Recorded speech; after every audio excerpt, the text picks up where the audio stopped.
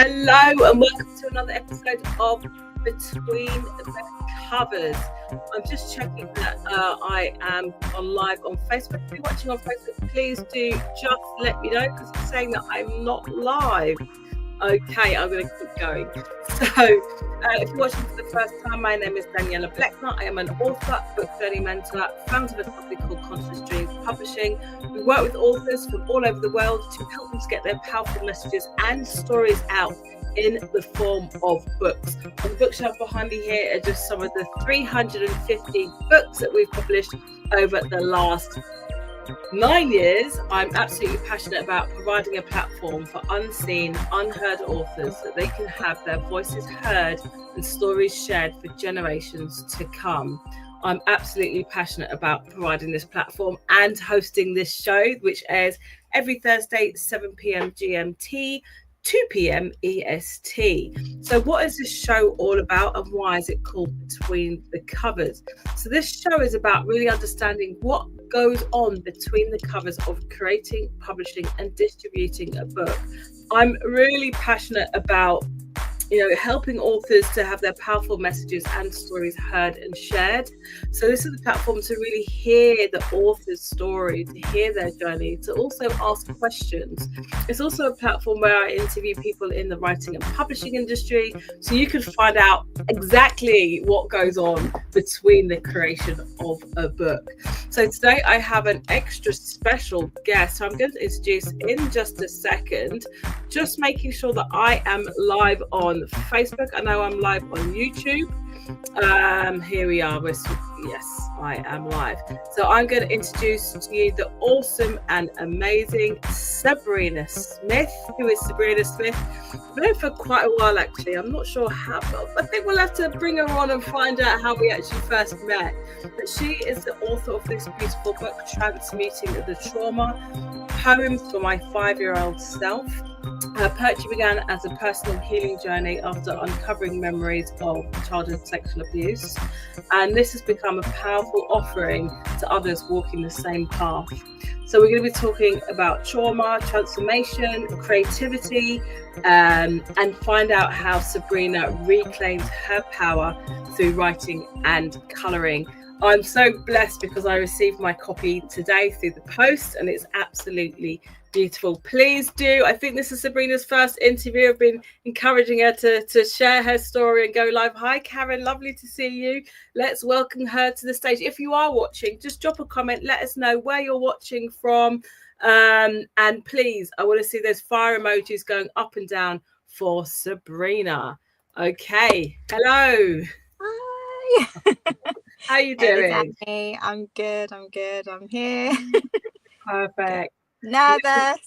Yeah, you're gonna be fine. So would you be able to just introduce yourself to our audience today, please? Sure. So I'm Sabrina and I wrote Transmuting the Trauma, Poems to My 5-Year-Old Self back in 2021. And so it's been a journey. We're in 2025 now and I'm just kind of going, hey. But we'll get into that later. I'm a mum of 5 boys. I love to write. I love to read. I love to edit. I love to proofread. All words. I'm gonna join our team. Yes, I should, shouldn't I? No, I really should. So, Sabrina, hold on. You said you're a mum of 5 boys. I mean, yes. That is a full-time job in itself, right? It is a big full-time job, and it's go on. Where did you find the time to do all of this? Where did you find the time? Because this isn't your first book as well. So where did you find the time to write these books and publish them? It's creativity is one of those things that you just got to let it out. Like I couldn't, like for example, when I wrote these poems, I was literally taking a walk in the park, and like I was just, these words were just coming to me, and I just pulled my phone out in notes and just typed. Didn't really think much of it. Like I used walking in the park to kind of help me process what was coming up and the things that I was going through. So when things come to you, you just kind of got to make the time. You got to find the time. And obviously back then I only had 4, and I had quite a bit of support around me as well. So I guess it was a little bit easier to go for walks like on my own and stuff like that, and allow myself to process. But even with my other stuff, like sometimes there's a lot of late nights. Yeah. Sometimes late nights, early mornings. The children used to be at school, so obviously I had school time as well. It's just choosing to do things that come up for you that you really want to do, to be honest. Yeah. Perfect. I think that's great. I mean, I love that you were talking about going for walks and being out in nature, and often those are the times where your inspiration does come because you're at a relaxed stage, and also it's a time to be really reflective as well. I just want to acknowledge you've got quite a few people on here, so we're going to say hello. You've got Karen. I met Karen, she's amazing. At an event, lovely artist as well with a powerful story too. She says good evening. You've got Mahoma saying excited for this with the fire emojis. Karen from Lewisham, Marilyn hi, Auntie. Danmore. Joanne says go cars. Oh my gosh, support coming. Park is the best place. Karen. Nature relaxes your mind. Exactly. We've got another one of our authors here who I'm interviewing next week. Winsome is saying hello. She's having her first interview next week as well. Awesome. So let's kind of dive into like your healing journey. You say a lot of these memories are coming up in adulthood. So what was the turning point for you, like that moment you knew you had to give your inner child a voice through writing? The irony is it happened. So in 2020, I decided I was gonna start healing my inner children. My son was probably about, God, I can't count right now, but 2020 was 5 years ago, so about 12, 13, and we kept butting heads. And I came across some posts that were basically saying like, it's not your child, it's you. And that was like like, oh, okay. But I knew that was a truth, like it's not him, it's me. And then I came across a post that was offering inner child healing. But if we run back to kind of like 2013, when I was studying law with psychology, it touched on, obviously in psychology, you touch on like traumas and stuff like that, and how they can kind of, what's the word, sort of how you might deal with them. But we didn't go deep into it because it was a minor and law was my major. Yeah. But I ended up buying a book called Inner Child Healing. It was secondhand. It was off Amazon, and something was telling me you need this, but I just kind of bought it and put it down. Yeah. I moved so many times, and that book came everywhere with me. And then I think I was doing a clear out in 2020, and I came across it and I went, So then when the post came up about healing your inner child, it was like a no-brainer. It was like the signs were just there. So that was kind of like my introduction to anything inner child related. And that was like a 1-week course. And then I was like journaling. And then towards the end of the year, I started to have like these memories surface. And I was like, I wasn't putting 2 and 2 together. I was like, this isn't making any sense. Like, that's nothing like that's ever happened to me before. And then I asked my mum, and that was a whole thing. And fast forward to May, we had a conversation, and she confirmed, something did happen to you, and told me what it was, because I still didn't have details. It was just this feeling, this knowing, like these weird flashes. Like I didn't even know who it was. It was because she confirmed that I knew who it was. Like it was, so for a long time, from probably like September, October 2020 right up until May 2021, I was just kind of in limbo of feeling weird, like something's coming up, going on, but I was a little bit in, like I kept trying to shut it down, like that's ridiculous, like nothing, I would know, that's what I kept saying, I would know. No, brain doesn't work like that. Well, so you had no idea at all. No, like sometimes the brain kind of shuts off a lot of trauma, doesn't it, to protect yourself. It's too much, especially at any age, but at that age in particular. And because of how everything happened, it was like the only way to survive was to forget. Yeah. 100%. Thank you so much for sharing. I gotta say, it's really brave of you to first of all write this book and use it to help other people, but also to share your story via interview as well, which is quite new for you as well. You did amazingly well. Oh, hold on. Javan saying, "Mummy said she's so proud of you." Oh yeah, thank you.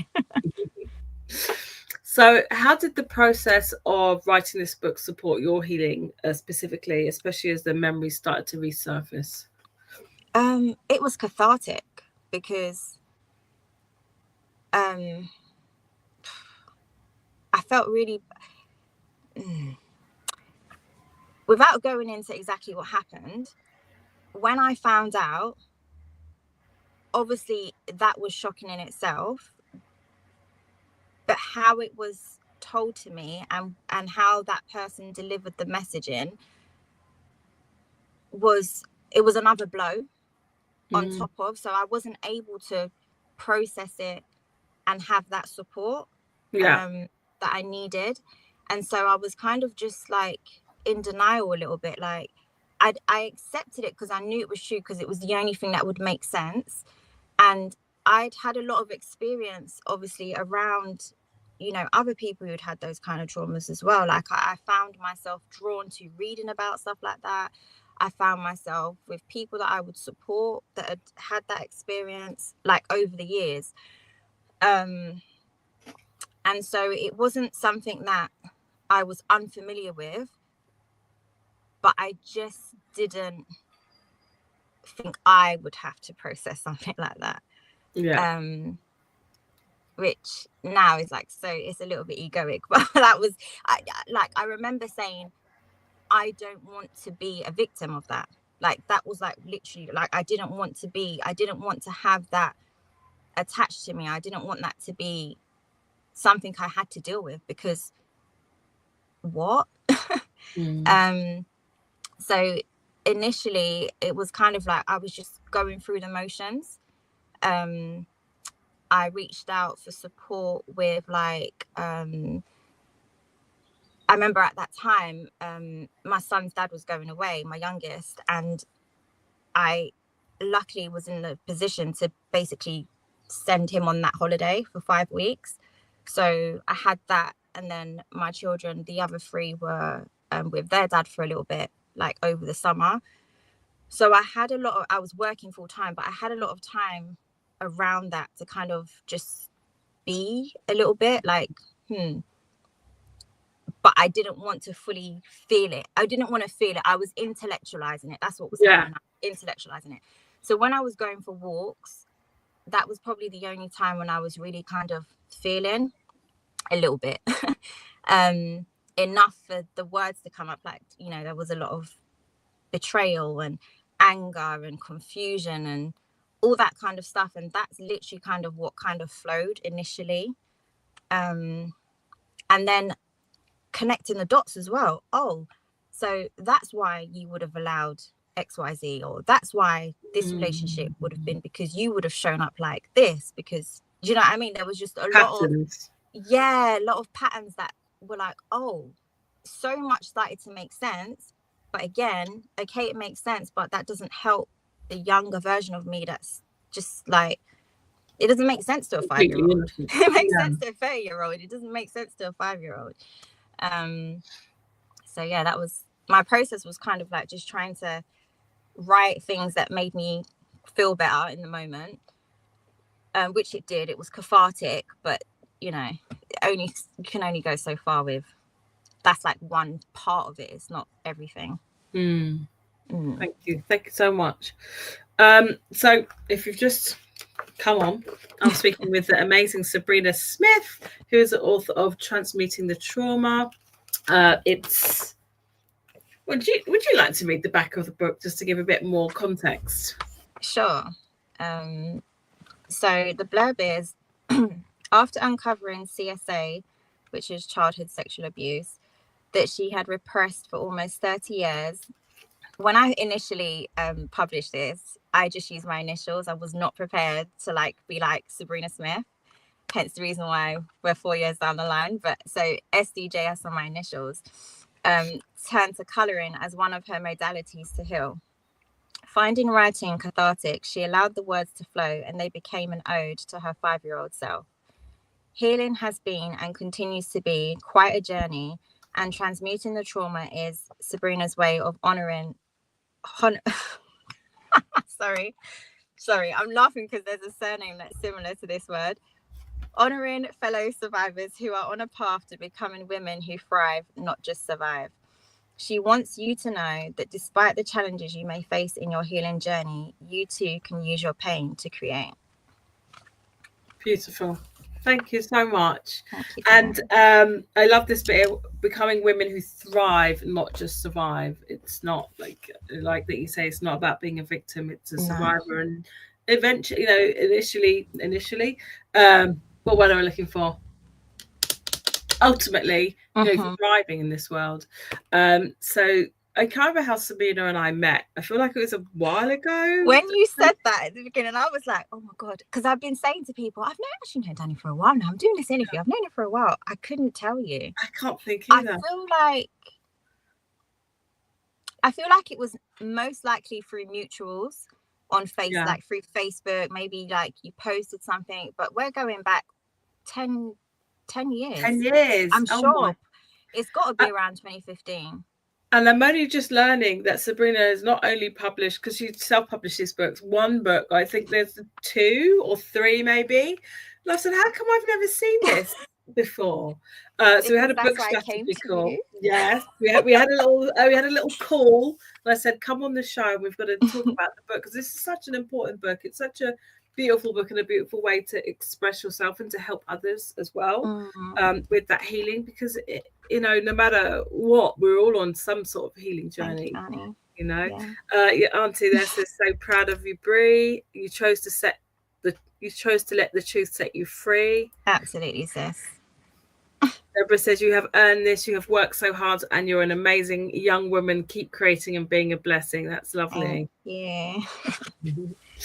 So we're talking about her book, Transmuting the Trauma. If you want to get a copy, you can get it from Amazon, but I think it's available at all good retailers as well. So whether you're watching on YouTube, it's the link below. If you're watching on Facebook or LinkedIn, it's above. I'll put it in the chat as well. So at the moment, we're talking about the healing and the journey. What does healing look like for you today, and how has it changed from when you first started this journey? So we're going back to like 2020 now. It's so different because I have different tools now, and I've done so much now, like since then. So back then it was, what I had was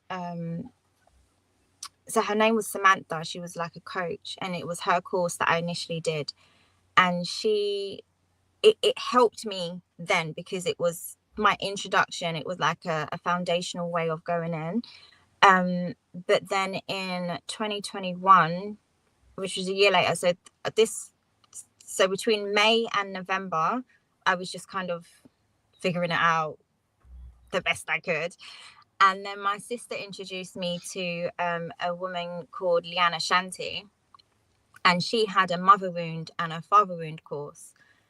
And the first sessions were free. And those were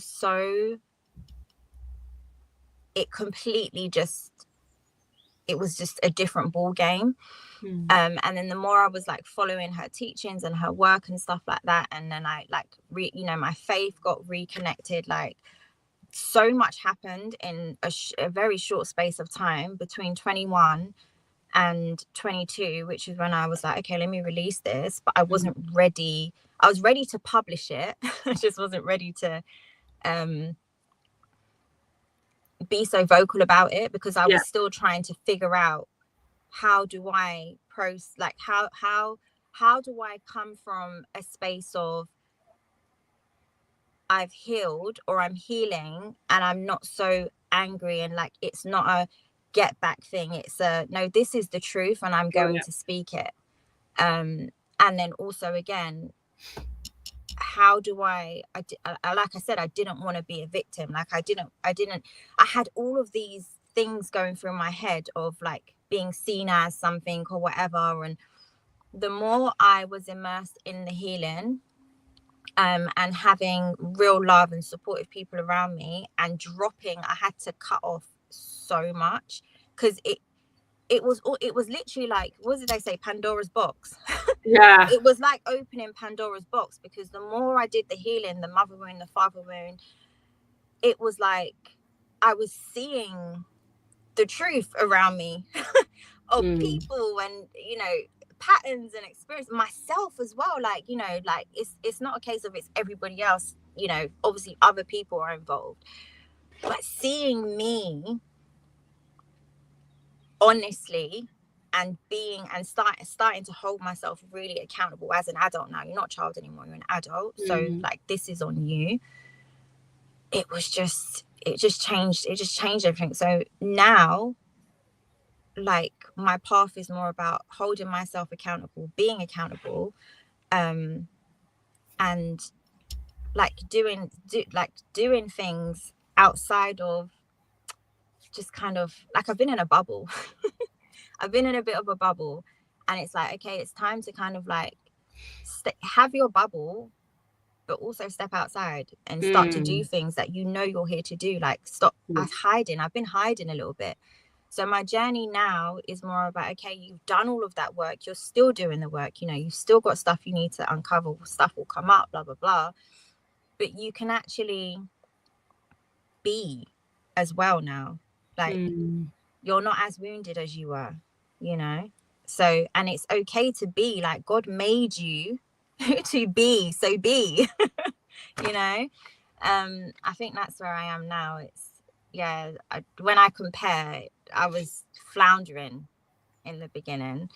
I really I latched on to people more as a coping mechanism, like a safety net, like, one of the like codependency. Oh, big time. And I wasn't willing to face that until 2022, when as I fell pregnant, actually, with my last son, was when I was like, okay, we got some stuff to work on here. we got to dive deep. I dove deep in that pregnancy into mother wound, particularly. Oh wow, that's big work. Oh, that's a lot. And being pregnant as well. Whoa. Because I was determined. I said, okay, I've got 4 boys. I didn't know what I was having. I didn't know what I was having, so I didn't know it was a boy until I gave birth. I just didn't want to still have these big wounds that I was, imprinting. Yeah. So I took that pregnancy as the chance to say, okay, let's do what we can in this time period and see how we get on from there. That was massive. That really, really helped. That must reveal something to kind of look from where you started in terms of this healing journey to where you are now. How does that make you feel to be able to do that comparison? I need to sit with it properly. I've been meaning to. I think I'm avoiding. I think I'd probably just like flow a damn river or something, like, to really just be like, oh my gosh, you've done so much. I think I can be very hard on myself. A lot of people will agree with that. I can be very hard on myself, and so I'm trying to find the balance between compassion, grace, and radical accountability. And actually, you can lovingly hold yourself accountable. Like, you don't have to be like, why didn't you do this? Why didn't you do that? Yeah. Or why have you done this? Why have you done that? Yeah. Pay more attention to what you have done and how far you have come. And so, Sabrina of 2020. My children do tell me though, so I do know that the work is working, because they do tell me. Maybe that's your next book. What would you say to 20-year-olds? 2020. We don't know how old you are, but your age in 2020 as opposed to 5 years old. You said some interesting things there. The last Between the Covers interview, I interviewed one of our authors, Michaela Jones, who also went through childhood sexual abuse, and her book is about her journey and how she realized it was always the toxic patterns in relationships. A lot of what you said, and part of her healing was also just lovingly holding herself accountable for some of the choices and patterns without blame. So that was really interesting. You're saying very similar things. No blame, no shame, because those they keep you stuck. If you're shaming yourself or you're allowing people to shame you, because even like I've written about some of my experiences and the choices that I've made, and I could only put those out there because I refuse to hold the shame that a lot of people want to put on you. Like I see stuff in comments all the time, bring back shame. What have you seen that? I've never seen that. Oh my God. Do you know what? Yeah. Bring back shame. My sister laughs at me all the time. Sorry. Because sometimes I'll see a post, yeah, and I don't even care about the post. I'm looking at the comments because I find it intriguing how people like think, innit? Wow. Sorry, I've never heard of bring back shame. Like it disappeared. Shame's been here, ain't going nowhere, because people don't understand how toxic it is.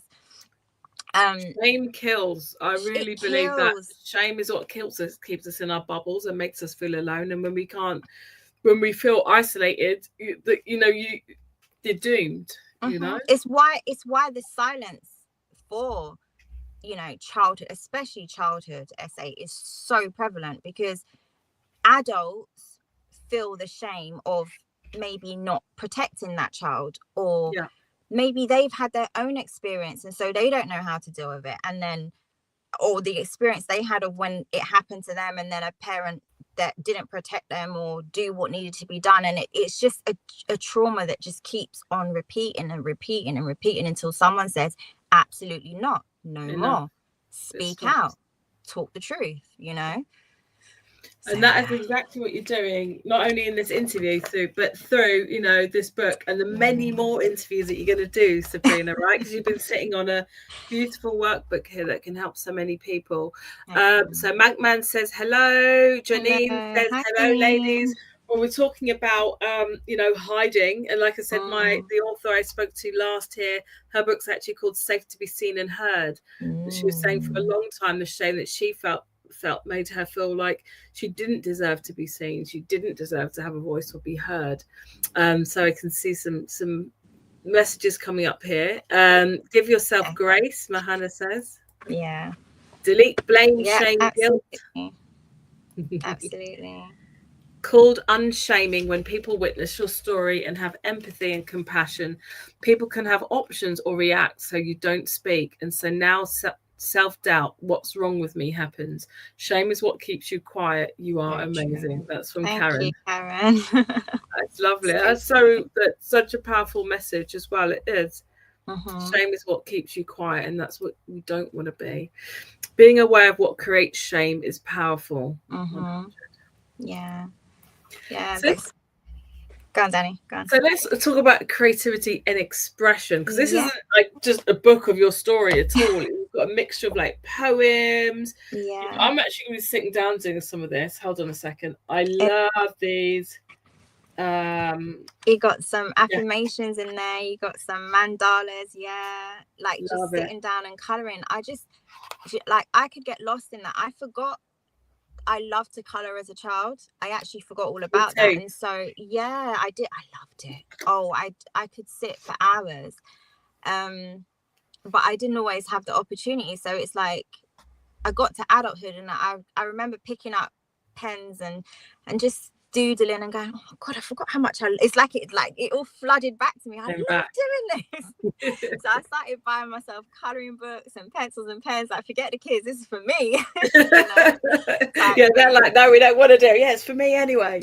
Honestly, and then they see you doing it, they're like, I want to do that. So it's like, my boys are so energetic, they're so boyish. So I have my stuff, and then we buy your stuff. They have tons of stuff, and I'm like, this little section is mine, don't touch.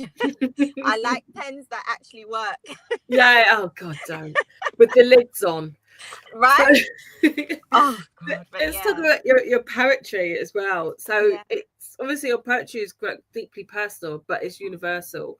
How did it feel to move from writing privately to publishing your work for others to read? I know that you said it felt you weren't ready to publish. So how did it feel once it was out?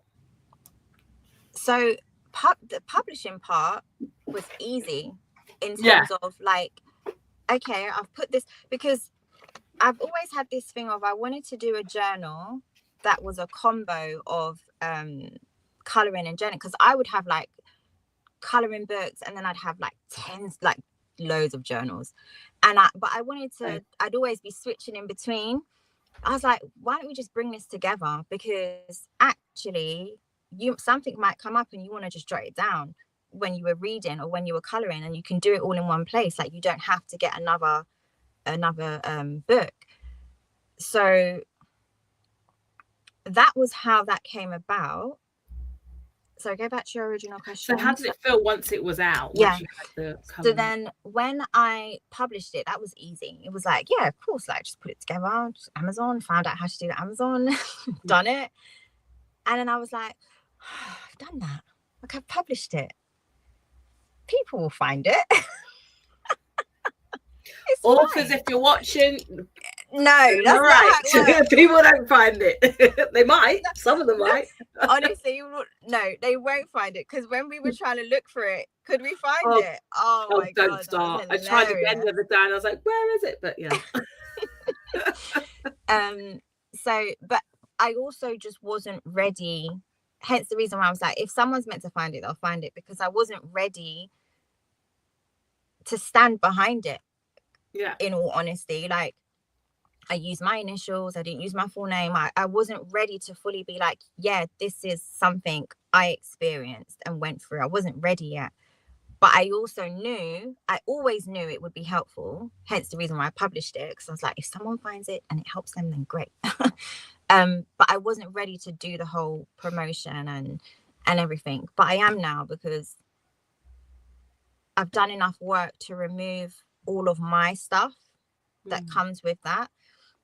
In the sense that, you know, yes, I experienced it, but it doesn't, it was an event, a horrible event, one that, you know, can say shouldn't have ever happened, but I've taken from it what I can to say, look, yes, this thing did whatever, you know, your situation has happened to you, but this is also how you can, maybe this can help you move forward. Maybe this can, even if it's just like one line triggers or you know, allows you to open up into, okay, I'm going to do this now, because it's not easy to say I'm going to go and heal, because actually, you know, we were talking about patterns and behaviors. Yeah. There's certain patterns and behaviors that we might develop, coping mechanisms that serve us, you know, when we're in survival mode. At that time, yeah. At that time. And then because you don't get help, because you're just trying to survive, you get to adulthood and you're still trying to use those ways of surviving. And they don't work. Hence the reason why we end up in crappy relationships, or, you know, all sorts, financial, like it filters through to so many different arenas that you don't realize until you stop and start to look and dig and excavate. And, you know, people say it's brave. It is a bravery. It is a level of bravery, because it is kind of like, you have to be willing to look at some stuff and know that you're not going to like what you see. Not going to like what you see. But once you can look at it, do something about it, sky's your limit. World's your oyster, because it's freeing. Like, I can't tell you the amount of times, like, my body has felt lighter. You know, my heart has felt like, literally, like I can feel it more, because it's not weighed down under whatever it was being weighed down by. Such a powerful thing that you say there. I mean, all of that was, but when you spoke about your body, people, when you think about trauma, people don't think about the effects on the body. I only know this because my sister and a lot of people in my family do holistic health stuff, and deal with how trauma is held in the body. It's part of the survival mechanism. So it's literally held frozen. So Yeah, it's hard. It's hard. And the fact that you're saying you feel lighter, you feel the physical release of it Yeah, all is such a positive thing. Yeah, Karen saying body holds score. That's it. I think it's a that's a book. book. Yeah, it's Gabon. a book. I can't remember the author. Gabon. That's it. Oh, I don't want to get it wrong. Mahana's saying it's an experience you had and it's not who you are, and now you've transmuted the trauma. Mm-hmm. I like Mahana. I think Yeah, that's my listen, sister. your sister. That's my So sister. you know what we could do? You talking about, now you're ready to share your story and your book. We can all help you in some way. So if everybody watching, even if you send this link to one person or share this interview on your page or buy a copy of the book or share the copy of the book, share the link with other people, that is a great way of helping get this story and this book far and wide. Karen says, yes, you are ready. You are sharing your story and journey very well. That's lovely. Brilliant idea, as art is therapeutic, allows you to allow self-expression. So poetry and art is a lovely combination. I can see Karen's artwork is brilliant. You two just connect with each other. I think it'd be brilliant.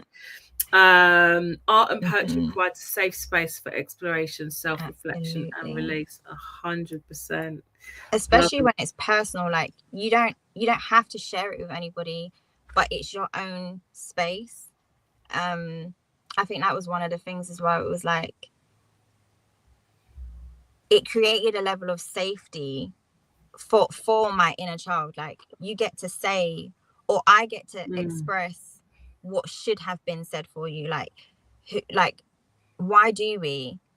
I remember I was just when I wrote it, because I was so angry. I was just like, all of the dots that were connecting and just knowing characters and thinking like, oh my gosh, I can't believe you did this, and and it was just like, this is behind it is like, this is what should have been done or said. But in time I came to understand, and it didn't allow me, it wasn't condoning it, but I understood why certain decisions were made, the fear and all that kind of stuff. So the art and the poetry, and then even the space to write your own stuff, like a poem might flow out of you, when you're there and you've got the space to do it, just flick a few pages and be like, yeah, da, da, da, da.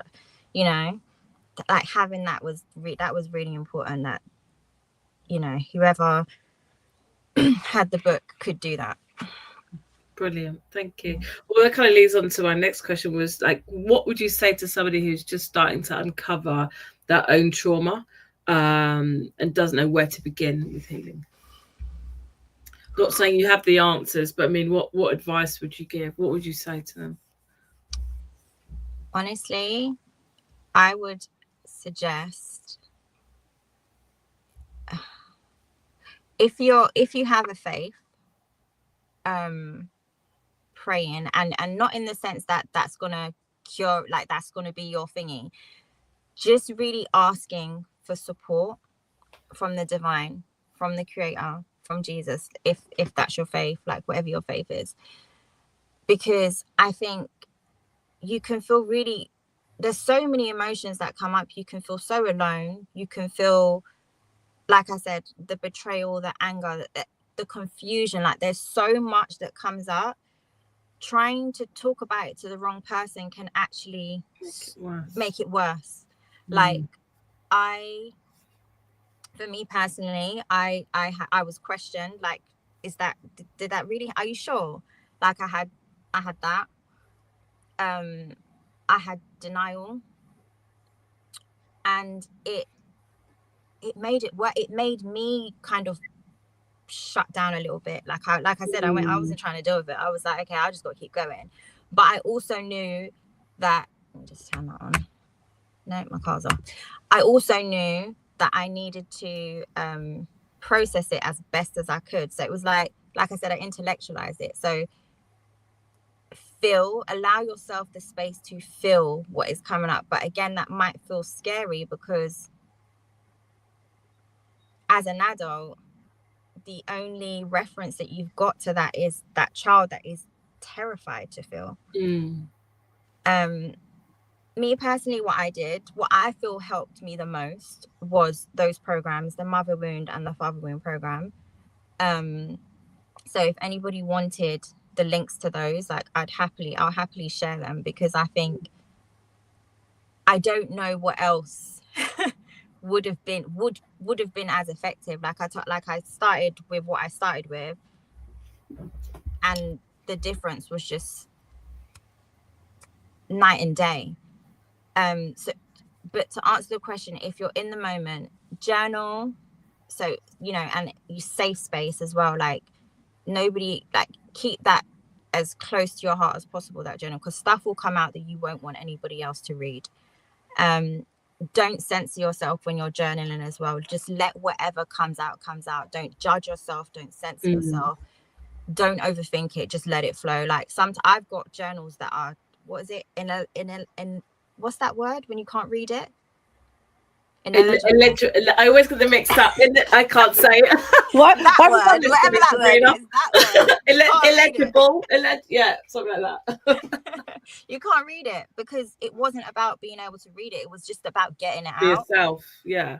And I think one of the big things as well that comes up when you have experienced something like that is because it's so unconscious, you don't realize that the relationships around you are more than likely as a result of unconscious patterns and beliefs about yourself. So you might want to share it with someone.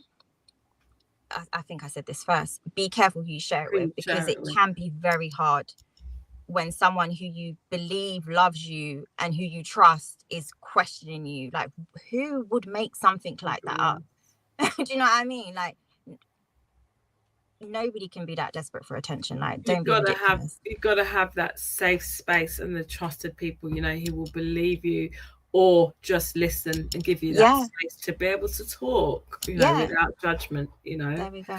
So, you've got a couple of things here. Karen's asking for the links. So if you're watching on Facebook or LinkedIn or YouTube, actually, we can add the links afterwards. So sorry, Sabrina. No. Mahana says Liana Shanti's mother and father wound programs are life-changing and soul-saving. That's a lovely testimony. Karen says, okay, that's good. Just write it down, let it flow. Don't overthink. That's good advice. Yeah, I mean, something I do with young people I work with is called stream of consciousness. It's good for just doing it, just getting everything out. I used to do it when I was, without knowing, when I was 17, I started off writing poetry, so processing a lot of my stuff, just writing stream of consciousness, and then everything comes out.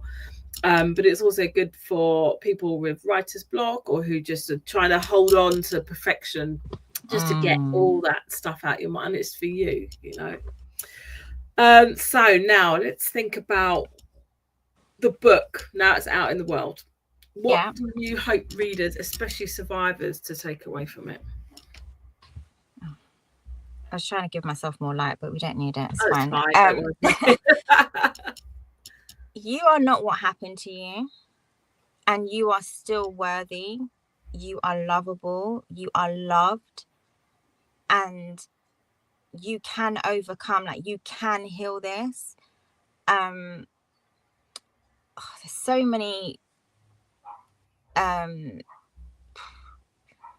There's so many things attached to healing. Like, some people need to kind of take a break from the people who might have been involved. Like me personally, I completely cut off the person. I confronted them, they denied it. But I actually had a memory that I shut down when I was a bit older. I told myself it was a nightmare over and over again. Immediately after it happened, I told myself it was a nightmare over and over and over and over and over again, to the point that I actually believed it was a nightmare. So every time it would come up, I'd go, why am I having this nightmare? And I remember that, but then I forgot about it. And then in 2009, I think it was, it popped up again. And I was like, it got triggered. It actually got triggered by a situation and my environment. And I was like, why would that pop up now? And it's only like years later in my 30s that I went, oh my God. I actually wrote a blog post on it. Wow. Right, send that link to the blog post. Wow, it's incredible what the mind, the mind's incredible. Like it's purpose is to protect you. Yeah. And the ways it does that, and so of course it doesn't make sense to a lot of people, because you think something like that, how could you forget it? Some people don't. Some people it happens so much, like there's no way to forget. Do you know what I mean? I don't want to use the word luckily, but luckily for me, it wasn't something that went on for years. You know, it wasn't, you know, well, I say that after 7, it wasn't something that went on for years, you know. So I was able to shut down enough to protect myself. But I think that knowing that this doesn't define you, like this is not your defining factor. You're not broken, you're not damaged goods, you're not unlovable. You know, you are worthy, you are lovable, you are capable of doing and being everything you know you can be. You just need to heal. And I say you just need to heal because it's simple to say that. It's not easy. It's not easy. It's a big thing, but it's so worth it. It's so worth it. It reverberates out everywhere, and it literally allows you to completely flip your reality once you are able to take certain steps. And you don't even have to be completely healed to have a better life either, because a lot of the transformations that come from healing are internal. Like nobody can see them, but you know how you're showing up, you know how you're being. Like I used to be a shouter always shouting like that, just over nothing, just 0 to 100. It's not the same. It's nothing like that now because I've done the work. Brilliant. Thank you so much. 2 more questions, don't worry. Yeah. Don't worry about lighting. I just wanted to read out some comments, but also just I'm going to drop the question so you have to think about it. Okay. What would you go back and say to your 5-year-old self now? So while you're thinking, I'm just going to read from Winsome.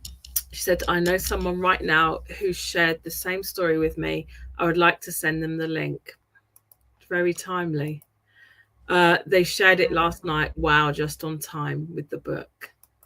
See, you never know who your book's going to help or who your story's going to help. And this is why I love doing what I do, and so I love doing the show as well. When we had our consultation about getting your book out there, you know, I knew that interviews would be a good, you know, great way to reach people, and I hope that you're seeing it now.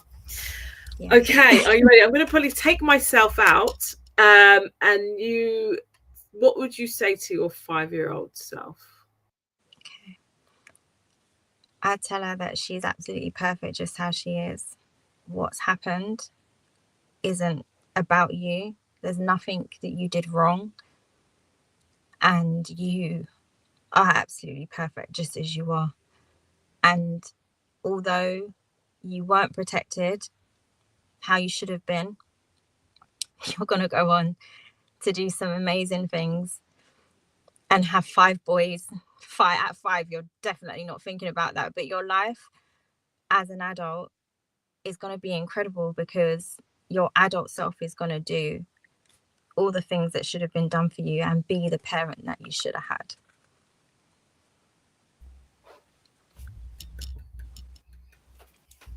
Oh, that's beautiful. That's really lovely. Oh, Sabrina. Thanks, Danny. That's all right. I'm so sorry. I was like, we're not doing tears today, I swear. Honestly, I think you're absolutely amazing, and I'm so glad I got a chance to interview you today. Thank you so much. I think this book is, my camera's gone, just a beautiful way to help other people, but also to show other people authentically your own journey of your own healing journey and recovery and reclaiming that power back, and how journaling, how artistic expression, and how affirmations, and how writing poetry can really help with that healing journey, and obviously getting the support and having the safe space that's needed when processing trauma, and highlighting again what you say, making sure that you're speaking to the right people. So your sister here, your biggest supporter, is saying, so beautiful. Thank you for sharing. You've been amazing. Thank you for sharing this space, Danny. My pleasure. Sabrina, any last words to your lovely audience? And at the end, just let them know where they can connect with you and where they can buy the book. I'm going to take myself out again. Okay. First of all, thank you for keep doing that, encouraging me, asking me on. Oh, it's so funny. I won't Danny said to me, okay, one of the things you can do is like reach out to someone to get an interview. And I was like, okay, cool, wrote that down. Like, okay, God, I'm gonna have to do that. Okay, I will do it. And then she checked in on me about a month later, and she was like, so just so you know, I'm kind of waiting for you to ask me. I was like, wait, what? Oh my gosh, yes, of course. I was like, oh. So I really, really appreciate you, like, just acknowledging what I had done and being so supportive of it. Everybody who's on, whether you know me or not, just thank you so much for the support during this live. It's nerve-wracking, but that first one's done, I'm like, okay, cool, like this isn't so bad, like you can do this, Sabrina, you can do this. I really appreciate it. If you know someone this could help, absolutely share the link. I will, between Danny and myself, we'll share the Amazon link.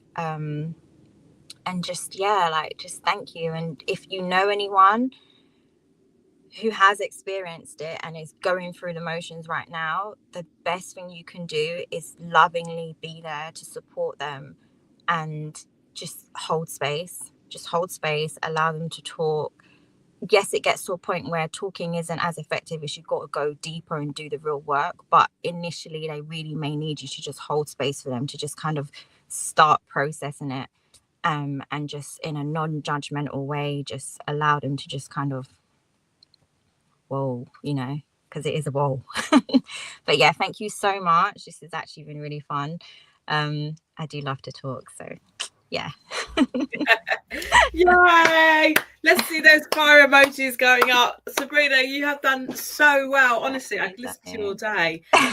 Honestly, just how you've shared your story, your journey, the advice you've given in such an articulate way, an authentic way is, really special. And I think you should just give yourself some serious credit for doing this. I'm going to go in and start dancing.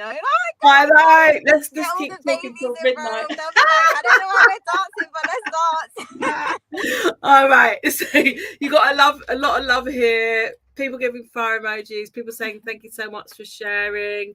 Backward Roots says more love, more guidance for my niece. Very proud of you. Thank you for sharing your story. Well done, beautiful. Thank you, soul. Love you. Oh, thank you so much. She is. I absolutely agree. Honestly, Danny, thank you. My pleasure.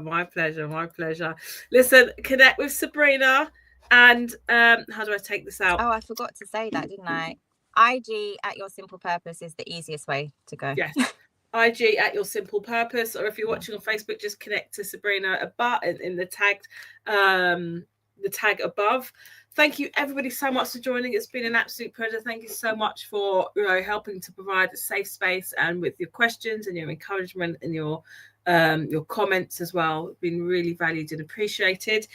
Join me next week where I'll be interviewing the awesome and amazing Winston Bailey, who's also having her first interview. She's written a children's book called Mimi the Complaining Cat, but it's not just a book. It's not just a children's book. It's actually got a deeper message.